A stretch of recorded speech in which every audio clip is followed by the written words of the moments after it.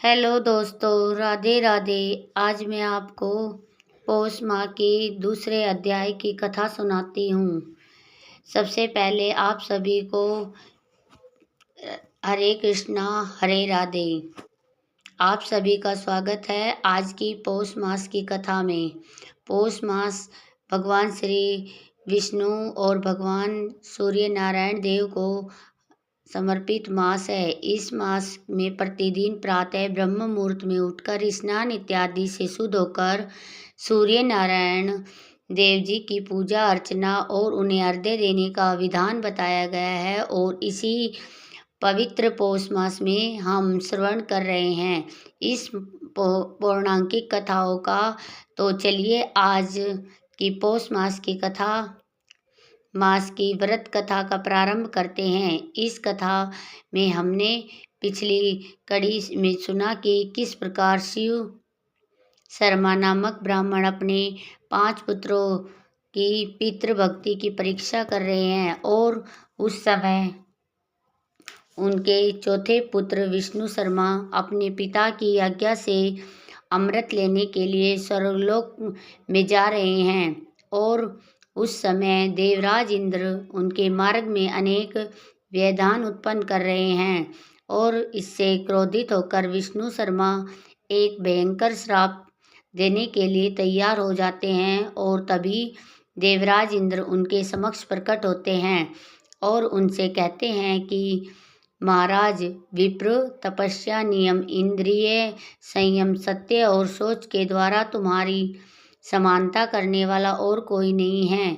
तुम्हारे इस पितृभक्ति से मैं अत्यंत प्रसन्न हुआ हूँ। तुम मेरे सारे अपराध को क्षमा करो और मुझसे कोई विशेष वर मांगो, तुम्हारा कल्याण होगा। यह सुनकर विष्णु शर्मा ने महाराज से कहा, हे देवराज, आपको महात्मा ब्राह्मणों के तेज का विनाश करने की चेष्टा नहीं करनी चाहिए, क्योंकि यदि श्रेष्ठ ब्राह्मण क्रोध में आ जाए तो वह समस्त पुत्र पौत्र आदि के साथ अपराधी व्यक्ति का संहार कर सकता है। अगर आप यहाँ पर नहीं आए होते तो मैं अपनी तपस्या से प्रभाव से आपके इस उत्तम राज्य को छीनकर किसी दूसरे को ही दे देता। लेकिन आपके आने से मेरा क्रोध शांत हो गया है। अगर आप मुझे वर देना चाहते हैं तो मुझे अमृत प्रदान कीजिए और साथ ही अपने पिता के चरणों में अविचलित भक्ति दीजिए। ब्राह्मण देव की बात सुनकर इंद्र ने प्रसन्न होकर अमृत से भरा घड़ा लाकर दे दिया और वरदान देते हुए कहा, विप्रवर, अपने पिता के प्रति तुम्हारे हृदय में सदैव अविचल भक्ति बनी रहे। इस प्रकार कहकर देवराज इंद्र ने ब्राह्मण को वरदान दिया।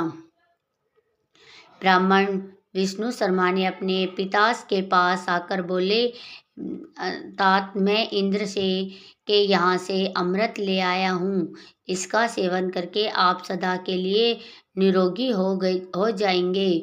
शिव शर्मा अपने पुत्र की बात सुनकर अत्यंत संतुष्ट हुए और सभी पुत्रों को बुलाकर कहने लगे, तुम सब लोग पितृभक्ति से युक्त और मेरी आज्ञा के पालक हो, इसलिए प्रसन्नतापूर्वक मुझसे कोई भी वर मांगो।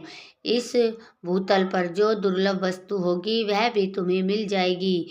यह सब कुछ सुनकर सभी पुत्र एक दूसरे की ओर देखने लगे और फिर उन्होंने उनसे कहा, सुव्रत, आपकी कृपा से हमारी माता जो यमलोक में चली गई है उसे पुनः जीवित हो जाए। तब शिव शर्मा ब्राह्मण ने कहा, हे पुत्रों, तुम्हारी मेरी मरी हुई पुत्र वत्सल्य माता अभी जीवित होकर हर्ष से भरी हुई यहाँ पर आएगी और उनमें कोई संदेह नहीं है। इतना कहते ही वहाँ पर पुत्रों की मात्रा हर्ष से भरी हुई वहाँ पर आ पहुँची और कहने लगी, मेरे सौभाग्यशाली पुत्रों, इस संसार में पुण्य आत्मा स्त्रियाँ इसलिए पुण्य साधक पुत्र की इच्छा करती है जिसका कुल के अनुरूप आचरण करना हो, जो अपने कुल का आधार और माता पिता को तारने वाला हो। ऐसे उत्तम पुत्र को कोई भी स्त्री पुण्य के बिना कैसे पा सकती है।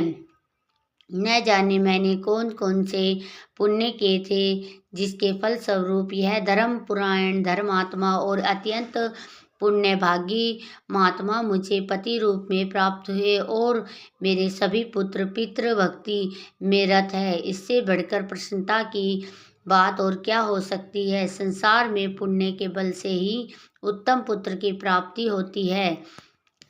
मुझे 5 पुत्र प्राप्त हुए हैं जिनका हृदय विशाल है और जिसमें एक से एक बढ़कर है। इस प्रकार माता के कहने पर पुत्रों का बड़ा हर्ष हुआ और वे अपनी माता को प्रणाम करके कहने लगे, माता, अच्छे माता पिता की प्राप्ति भी बड़े पुण्य से होती है। बोलो राधे राधे। आप सदैव पुण्य कर्म करती रहती है। हमारे बड़े भाग्य थे जो आप हमें माता के रूप में मिली, जिनके गर्भ में आकर हम उत्तम पुण्य से वृद्ध और वृद्धि को प्राप्त हुए। हमारी यही अभिलाषा है कि प्रत्येक जन्म में आप ही हमारी माता और रहे, हमारे पिता बने। यह देखकर शिव शर्मा ब्राह्मण ने कहा, हे पुत्रों, आप सभी लोग मुझसे कोई परम उत्तम पुण्यदायक वर मांग लीजिए। मेरे संतुष्ट होने पर तुम लोग अक्षय लोकों का उपभोग कर सकते हो। यह सुनकर पुत्रों ने कहा, हे पिताजी, यदि आप हम पर प्रसन्न हैं और वर देना चाहते हैं तो हमें भगवान श्री हरि विष्णु के लोक धाम में भेज दीजिए, जहाँ किसी प्रकार की चिंता और व्यथा नहीं होती। तब पिता ने कहा, पुत्रों, तुम लोग सर्वथा निष्पाप हो, इसलिए मेरे प्रसाद, तपस्या और इस पितृ भक्ति से बल से अवश्य ही वैष्णव धाम को प्राप्त होगे। महर्षि शिव शर्मा के यह वचन सुनते ही भगवान श्री हरि अपने हाथों में शंख चक्र गदा पन्ना धारण किए हुए गरुड़ पर सवार होकर वहां आ पहुँचे और शिव शर्मा से कहने लगे, हे विप्रवर पुत्रों सहित तुमने भक्ति के बल से मुझे अपने वश में कर लिया है, इसलिए इन पुण्यात्मा पुत्रों और पति के साथ रहने की इच्छा वाली इस पुण्य में पत्नी को साथ लेकर तुम मेरे परमधाम को चलो। तब शिव शर्मा ने कहा, हे भगवन, इस समय मेरे यह चारों पुत्र ही परम उत्तम वैष्णवी धाम में जाएंगे। मैं पत्नी के साथ अभी भूलोक में ही कुछ काल व्यतीत करना चाहता हूँ। मेरे साथ मेरा कनिष्ठ पुत्र सोम शर्मा भी रहेगा। सत्य वचन कहने वाले महर्षि शिव शर्मा के इस प्रकार कहने पर भगवान श्री विष्णु ने उनके चारों पुत्रों से कहा, तुम लोग दाह और प्रलय से रहित मोक्षदायी गोलोक धाम को चलो। और इतना कहते ही उन चारों सत्य तेजस्वी ब्राह्मणों का तत्काल भगवान विष्णु के समान रूप हो गया।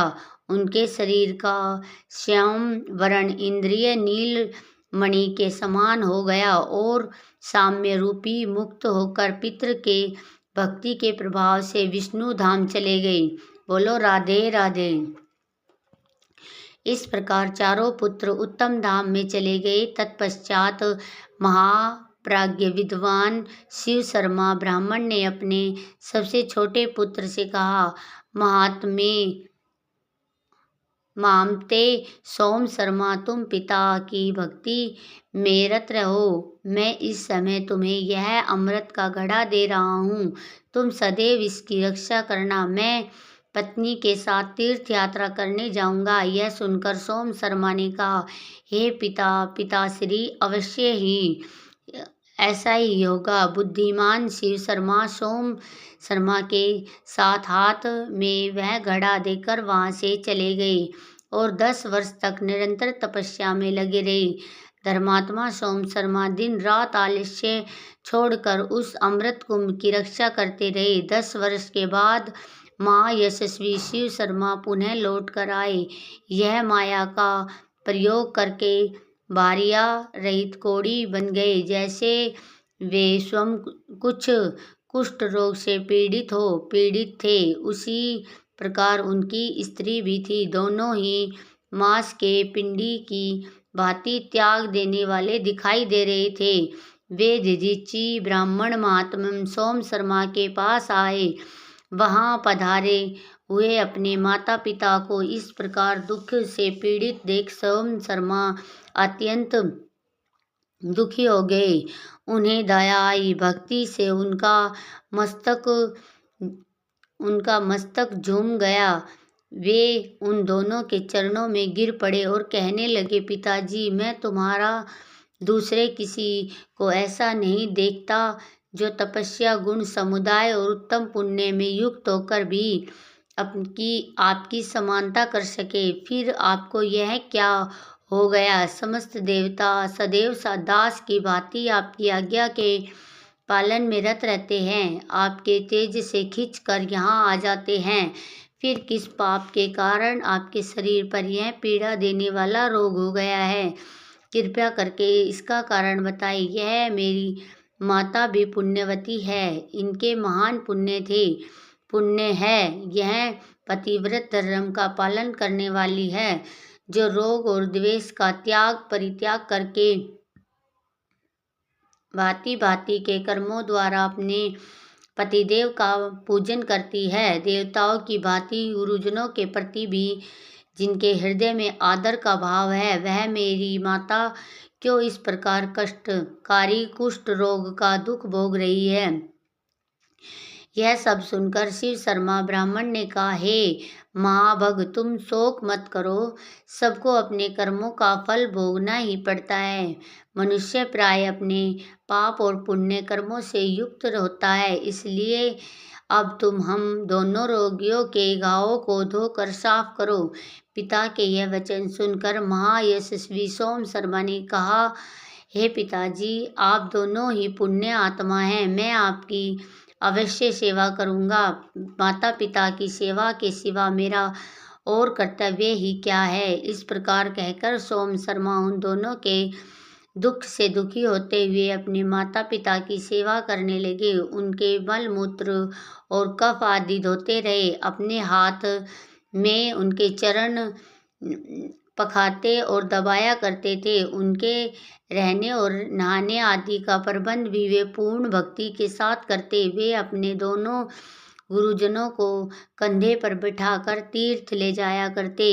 वेद के ज्ञाता थे, इसलिए मांगलिक मंत्रों का उच्चारण करके दोनों को अपने हाथों से विधि पूर्वक नहलाते और स्वयं भी स्नान करते। फिर पितरों का तर्पण और देवताओं का पूजन करते, स्वयं अग्नि में होम करते और अपने दोनों महागुरु माता पिता को प्रसन्न करते हुए अपने सब कार्य उन्हें बताया करते। प्रतिदिन सैया पर उन्हें सुलाते और उनके वस्त्र तथा पुष्प आदि सामग्री निवेदित करते। परम सुगंधित पान लगाकर माता पिता को अर्पण करते और नित्य प्रति उनकी इच्छा के अनुसार फल, फूल, दूध आदि उत्तम भोजन पदार्थ खाने के लिए देते।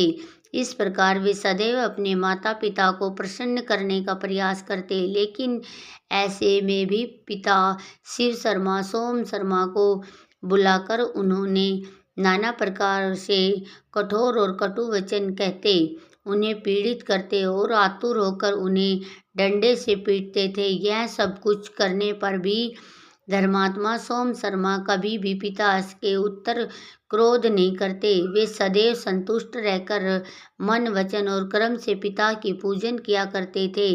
यह सब कुछ देखकर शिव शर्मा ब्राह्मण ने अपने मन ही मन में सोचा कि मेरा पुत्र सोम शर्मा मेरी सेवा में अधिक अनुरागी है और इसलिए समय आने पर मैंने इसे तप की परीक्षा की, लेकिन फिर भी मेरा पुत्र भक्ति भाव और सत्यपूर्ण बर्ताव से भ्रम नहीं हो रहा है।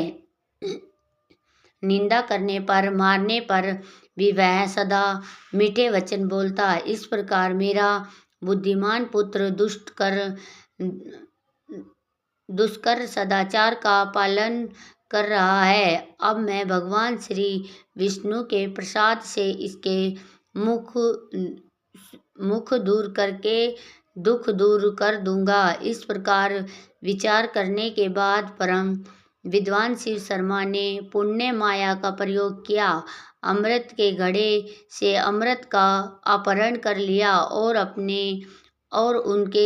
उसके बाद सोम शर्मा को बुलाकर कहा, हे पुत्र, मैंने तुम्हारे साथ हाथ में रोग नाशक अमृत सौंपा था, उसे शीघ्र लेकर मुझे अर्पण करो, जिससे मैं इस समय उनका पान करूं। पिता के यह कहने पर सोम शर्मा तुरंत उठकर चला गया।